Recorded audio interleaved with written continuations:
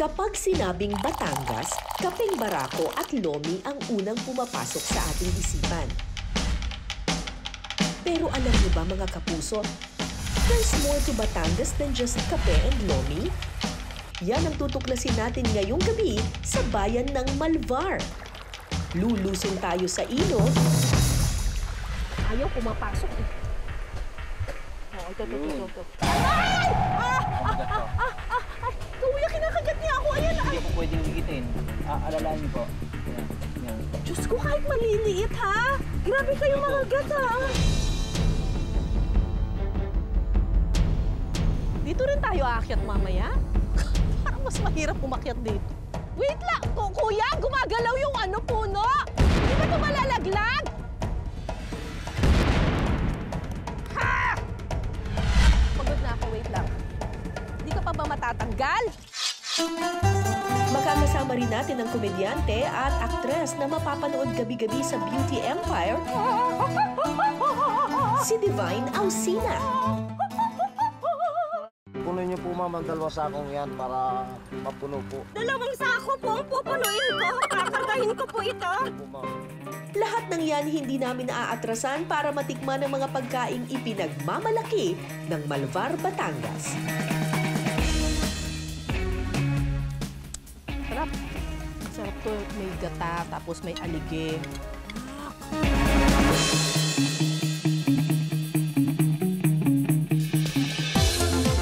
Ang bayan ng Malvar matatagpuan sa hilagang silangang bahagi ng Batangas. First stop, Alulod River. Meron daw ritong seafood na maliit at mailap pero panalo naman sa sarap. Ito ang talangka o katang kung tawagin ng mga taga-Batangas. Para mas madali silang mahuli, kailangan muna nating ihanda ang niyog na gagamiting pangpain. So, eto ngayon, susunugin natin ng konti para may smoky flavor siya. Tapos, ilalagay natin ito ngayon dun sa ilog. Tapos, hihintayin natin na yung mga talangka, maamoy nila, tapos pumasok sila doon sa loob. Tapos, pag nakapasok na sila sa loob, kukunin na natin sila. Kakainin na natin. Ang mga nasunog na niyog ang magsisilbing trap na itatanim sa ilog. Pero mga kapuso, hindi pala ganun kadali ang daan patungo sa ilog na iyan. Kailangan mo munang bumaba sa bangin na may 300 metro ang lalim. Dahil matarik ang bangin, safety first. Sa tulong ng mga safety officer ng Malvar, Batangas, nagkabit sila ng lubid para may mahawakan kami. Dito rin tayo aakyat mamaya. Parang mas mahirap umakyat dito. Hindi pala biro ang bumaba rito, kaya naman kailangan ng pag-iingat. Ano ba naman itong mga hagdan na to? Pang giant? Upo na lang ako! Ayoko mahulog! Ikaskas ang puwet! Makalipas ang kalahating oras,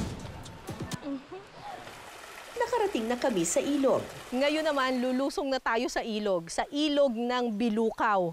Mangunguha tayo ng mga talangka. Si Kuya Rick po ang kasama natin. Siya po yung nagsunog kanina ng... Eto na naman eh. Kala ko mababaw. May mga butas na naman dito. Lagi na lang ako nadadali ng mga butas. Eto po yung sinunog ninyo kanina, no po? Mainit-init pa, ha? Ano na po gagawin natin dito? Bali, itatrap po natin to sa talangka po. Ilalagay po natin sa ilalim ng tubig. Iipitin po natin ng bato. O, sige po. Katulad po nito. Opo, ma'am. O, pwede na dito. Ito, gaganitin ko to. Opo, ma'am. Yan. Tapos lagay natin sa Opo, gitna. ipitin po ng bato sa ilalim ng tubig. Kailangan nakalubog itong Opo, ma'am. butas. Opo, ma'am. O, pag Yan. ganito siya. Ganyan. Po, Ganyan. ma'am. Tapos iipitan po. Kasi iipitan sa taas para hindi lumutang. Okay po, ma'am. Okay na po. Dito. Lagay ko dito. Opo. Yan po yung paboritong taguan ng mga katang. So ito ngayon, ilalagay natin, ilulublob natin sa tubig. Tapos iiwan natin ng 24 hours. Bukas babalikan yan. Pero ang mga niyog na itinanim kahapon, oras na para tingnan kung may nahuling katang. Ay! Diyos ko, Lord! Ayun, meron po. May umaakyat po.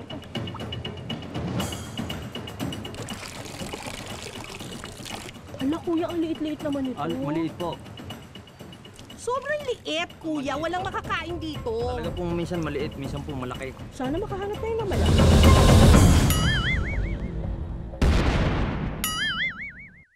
Ala, nahulog! Nahulog po.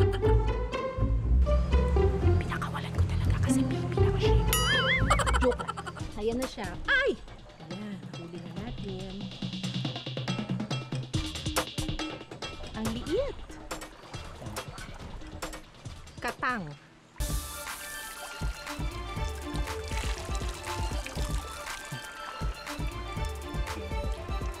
Ay, tatlo, kuya! Meron pa! Apat, kuya! Ibig sabihin, ito pong lugar na to, ano nila talagang tirahan. Kuta to, kuta. Punta nila. Ayaw pumapasok. Aray! Ay, kuya, kinakagat niya ako. Ayan. Hindi po pwedeng higitin. Alalayan po. Yan, yan. Diyos ko, kahit maliliit, ha? Grabe kayo Opo. mga gat, ha? Pagkatapos manguha ng katang, kailangan namang akyatin ang bangin pabalik. Extra challenge talaga. Mahirap manghulihin ng katang, sulit naman ang linamnam. Perfect itong iluto sa gata. Sa isang kawali, igigisa ang luya, bawang at sibuyas. Para lang po huwag malansang Kaya meron. crabs ang luya. Opo. Sunod Ang po gata natin na. ang gata.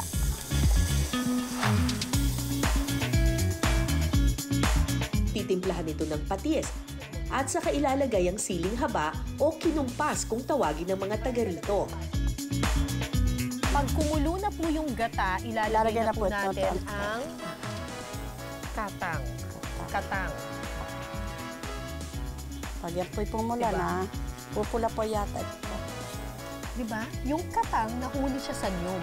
Ngayon, niluluto siya sa nyog. Lungkot ng buhay nila, no? Opo. Ating Naluto siya sa nyog, tapos lagyan natin na. niluluto sa Taklo nyog. ba natin ang kaunti para Hahayaan itong kumulo hanggang sa maluto ang mga katang.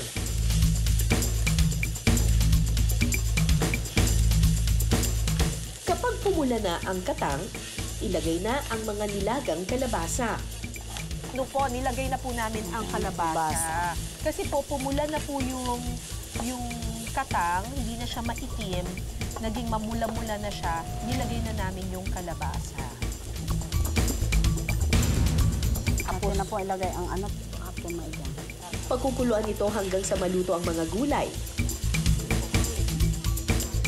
Makalipas ang ilang minuto, luto na ang ginataang katang. Ano kaya ang lasa? Worth it ba talaga ang hirap natin sa paghuli nito? Abangan mamaya.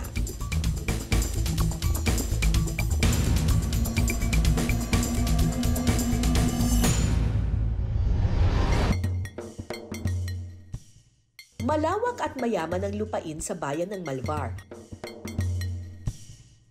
Perfect na taniman ng iba't ibang fruit-bearing trees tulad ng langka. Sa Barangay Bilukaw, matatagpuan ang pinakamaraming puno ng langka sa bayan ng Malvar. Mangunguha tayo ngayon ng langka para makapagginata ang langka tayo at saka makapagpapak tayo ng langka. Eto, may nakikita akong mga langka dito. Ayan. Ang tanong, mukhang madali lang naman kunin. Ang problema, dapat iwasan nating gumanon siya sa lupa, 'di ba? So, kailangan siguro talian 'yan. Tuturuan tayo dito ni Kuya. Kuya, magandang araw po. Anong pangalan niyo po? Roliwagan po. Rolly. Roliwagan. Paano ko tatanggalin yung langka dun sa ano? Pag pula May ka itak kanina. akong dala, may itak. Ito po. Time out muna sa paglusong, akyat naman tayo sa puno ng langka. Ito. Apo, yan. Sige po. What the? Ay! No! Tita? Apo, yan. Diyan na po. Pwede nyo na pong pero sa tatali. Kapit po kayo, ma'am. Ganyan? Opo, bantayan niyo po sa gitna. Baka malaglag. Ay, basta i-fix niyo lang po na nababagtin po kagaya ko kanina. Ganyan? Sige po, paikot. Wait lang, pose. Sige po, takoy ano paalala. Parang mali! Wait lang! Girl Scout, Girl Scout, Girl Scout. Girl Scout. Nakalimutan ko kung paano yung pagtatali ng mga Girl Scout eh. Ano ko yun eh, ng ano namin, Scout Master eh. Ayan, okay. Sige, kuya. Gets na. Pwede pala sa ulo. Ako sa ito. Sige po, baba na po. Tapos ito, hawakan niyo po bago po tayo. Ay, hahawakan ko rin? Kapag naitali na ang langka, pwede nang tagain ang sanga nito. Pwedeng hiwain lang. Wait lang! Baka malaglag. Kuya, pwede mong hawakan na? Hawak ko po. Sige, kahit. Hawakan mo, kuya, ha? Wala akong buwelo, eh. Dito! Mali.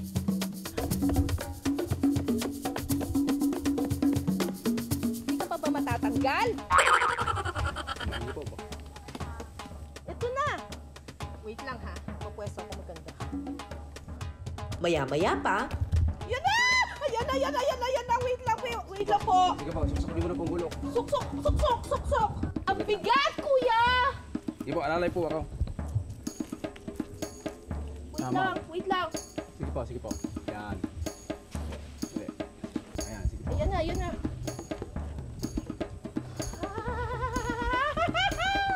Woohoo! Wait lang po. Ano na po? Hihiwain na natin yung langka. Ganyan lang? Apo po, tulak. Din po. Tulak. Diin. Bakit po? Paikot. Yan, ganyan po. Yan.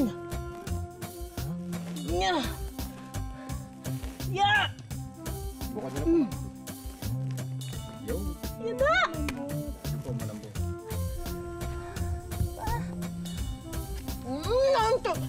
Tamis. Ito matamis. ang mga langka na itinanim nila Kuya Rolly kabilang sa variety na Magnolia. Mas maputla ito kumpara sa ibang klase ng langka. Pero pagdating sa tamis, hindi ito magpapatalo. Marap! Kapag hinog ang langka, masarap itong papakin. Kapag hilaw naman, masarap itong ulamin. Alam niyo ba mga kapuso na ang langka ay isang popular na alternative to meat? Hindi masyadong overpowering yung lasa niya kapag hilaw. Nakaka-absorb siya ng maraming flavor, tapos very fibrous pa siya. Kasama ko ngayon si Chef Mark at ang ituturo niya sa atin ay isang popular na meat dish pero pwede pala sa langka, caldereta. Sa isang kawali, maglalagay ng margarine. Igigisa ang luya, bawang, sibuyas at kamatis. Ayan, lumambot na ng husto yung kamatis natin. Pwede na natin ilagay yung susunod na ingredients. Ito po ay tomato sauce. Ketchup. Opo, pag dagdag kulay dito. Lagyan din ito ng toyo at oyster sauce. Timplahan ito ng asin, paminta, at saka ilagay ang gata. Lagyan ito ng atsuete water, liver spread, at cheese. Sunod na ilalagay ang napakuluang langka. Titimplahan ng kaunting asukal at saka pakukuluin sa loob ng 3 minuto. Kapag napakulo na, lagyan ito ng siling haba. Tikiman time na! Actually ako, favorite ko ang ginataang langka. Ang sarap. Pero ito, bagong twist to Pwede na palang ikaldereta yung langka Pero ang susi sa tagumpay, kailangan malambot talaga yung langka.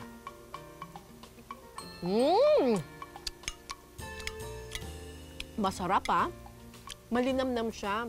Yung nalalasa mo yung asim-asim, pero nandun yung linamnam. At saka ang perfect na pagkakaluto ng langka, talagang sumama na yung lasa doon sa langka, na-absorb na niya ng tuluyan. Love it! I love it! May nangunguya ka pang cheese doon, Panalo!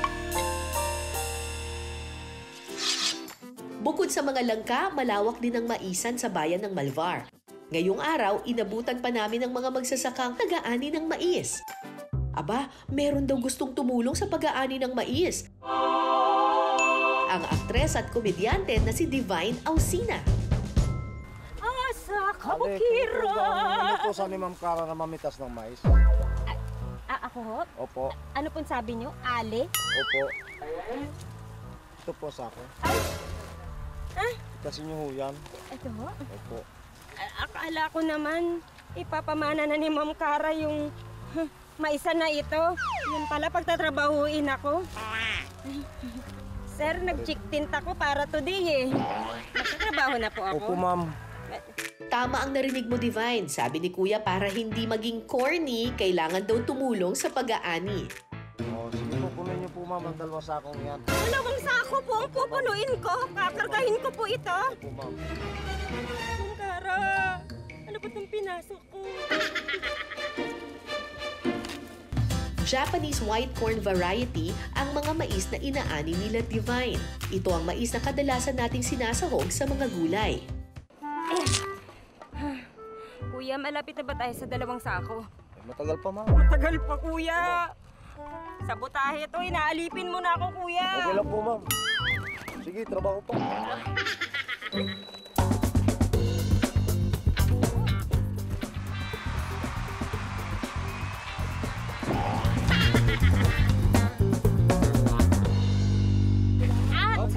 We have arrived in our destination. Kuya, nasan tayo ngayon? Dito na po natin, ma'am, ibababa at titinurin po yan dito. Titinurin. Ano yung titinurin, kuya? Ay di, pipilihan po.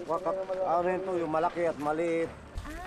In English, isusort. Opo, ma'am. Pagkatapos isort, Ay di, saka po dadali ng palengke, ma'am. so pipiliin natin according to size at quality. Primera, segunda, at tercera. Sinusort nila according sa laki ng mais. Tama, Kuya Bini? Okay.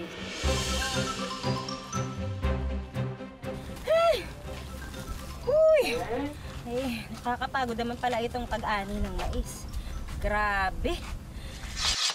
At dahil masipag ka, Divine, meron ka raw masarap na reward. After natin manguha ng mais, ay, syempre, magluluto na tayo. Kasama si... Nanay Alice. Nanay Alice! Ayan, Nanay Alice. Ano ang lulutuin natin ngayon, Nanay Alice? Bulang lang na mais.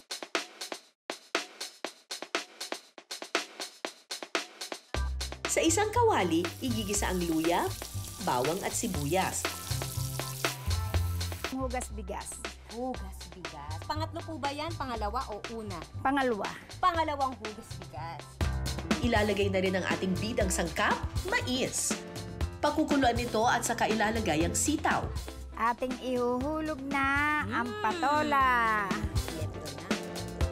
Nay, no, para siyang may cornstarch, ano, yung kanyang malap texture. talaga siya. Pero wala tayong nilagay na cornstarch yan. Yan ay purong mais. Titimplahan ito ng asin at paminta. At saka lalagyan ng malunggay. Makalipas ang ilang minutong pagpapakulo, luto na ang bulanglang na mais. Ay, ang sarap. Perfecto bilang appetizer. Para kasi siyang crab and corn soup. Parang ganun yung naiisip ko sa kanya. Diba, tumataas yung kilay? Pag tumataas yung kilay, merong nalalasahang masarap eh. Kumbaga merong spark. Ganon.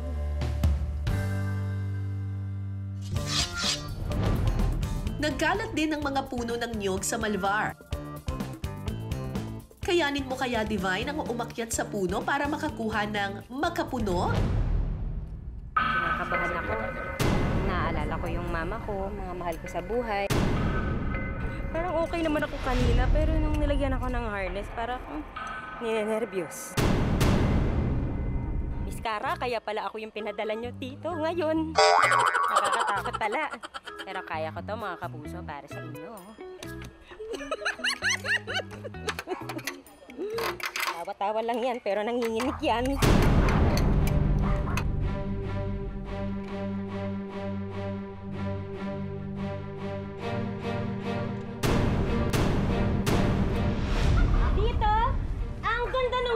from above! Kitang-kita ko na yung Tagaytay, Las Piñas, Muntinlupa.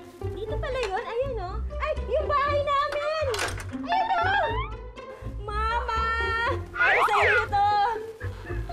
Oh my God, ang taas, men! Tayo nang makakapitan. Oh, eto na, oh. Oh, andyan pala kayo. Kanina pa pala kayo dyan. Diyos ko, hindi ko kayo nakita. Ngayon, nakikitaan na tayo sa mata. Mata sa mata. Kamusta kayo dyan sa mga bahay nyo? Ang sarap ng upo nyo, di ba? Ako tong nasa taas ng puno. Huy, walang ganun. Kapag nakaakyat na sa puno, mano-manong pipitasin ang mga bunga.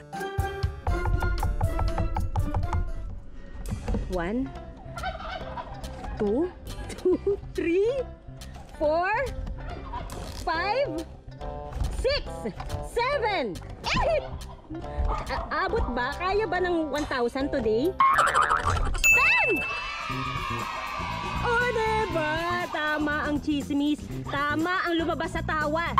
Madaling pitasin ang makapuno o buko.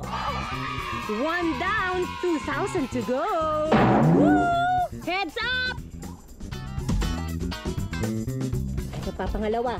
1, 2, 3, 4, 9, 10. 2 down. Dito naman tayo sa kabila. Ay, hindi. Hindi kaya. Dito na lang tayo. Huwag tayong magmasyadong ma-ambition kasi pag unang beses mo palang umaakyat ng puno, huwag ka masyadong bida-bida. Good job, Divine! Pero teka, sumakses kaya siya sa pagkuha ng makapuno? Ang makapuno ay isang abnormality sa bunga ng niyog.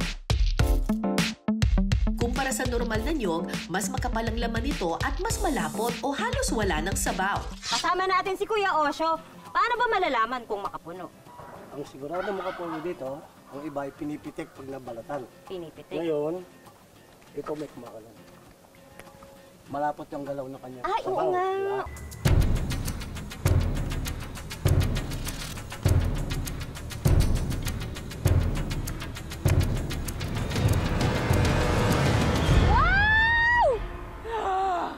Ang ganda niya, mga kapuso! Parang singputi ng snow sa loob. Malaman. Ang makapuno, perfect daw na sangkap sa sinukmani.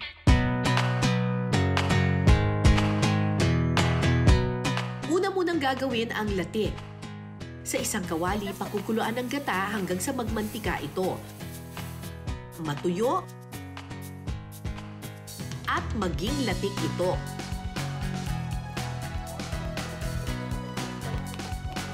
Kapag naluto na ang latik, isi-set aside muna natin ito. Ano ang ating next na gagawin, Ate Marisa? Unahin po muna natin ang gata. Okay. Sunod na ilalagay ang asukal. Tutunawin ito at saka lalagyan ng vanilla syrup. Then, lagay po natin ang ating malagkit. Ayan na. Yan na po yung mahirap na luto. Na part. Tutulungan kita dyan, Ate Marisa, kasi alam ko matigas yan. Ito po ba ay kailangan tostado? Opo, dapat po siya igang-iga para nandun po yung kunat. Huling ilalagay ang ginadgad na makapuno. Bango. Naaamoy ko, Ate Marisa, yung vanilla. Opo. Bango. At saka alam mong fresh na fresh ito kasi ako yung pumitas nito eh. Ako yung makit ng puno eh. Fresh to. Sa mahinang apoy, walang tigil itong hahaluin hanggang sa makuha ang tamang texture ng kakanin. Atin pong in-inin ng konti. In-inin. Para po yung kumunat siya. Makalipas ang ilang minutong paghahalo, luto na ang sinukmani with makapuno. Kunin natin yung may latik. Kasi, masarap yung may latik eh.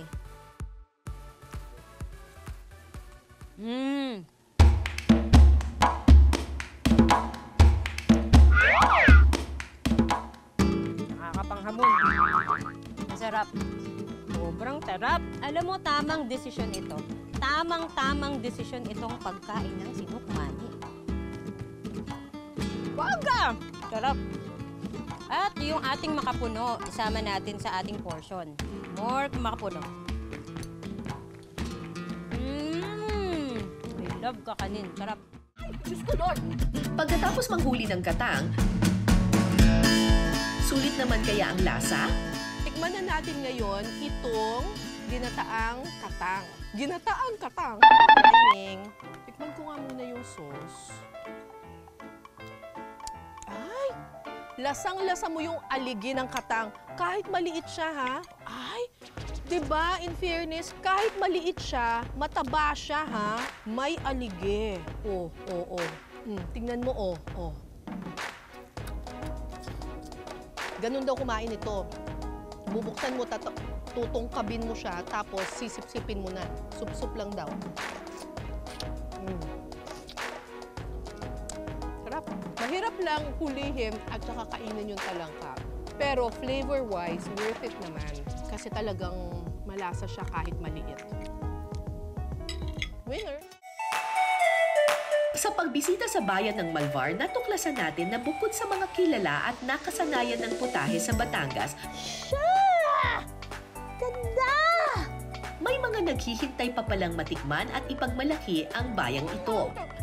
Tamis. Ito matamis. Ang mga sangkap mula sa biyaya ng kalikasan, lalong pinasasarap ang mga paborito nating putahe. Winner! Hanggang sa susunod nating kwentuhan at salo-salo, ako po si Cara David. Ito ang Pinas Sarap.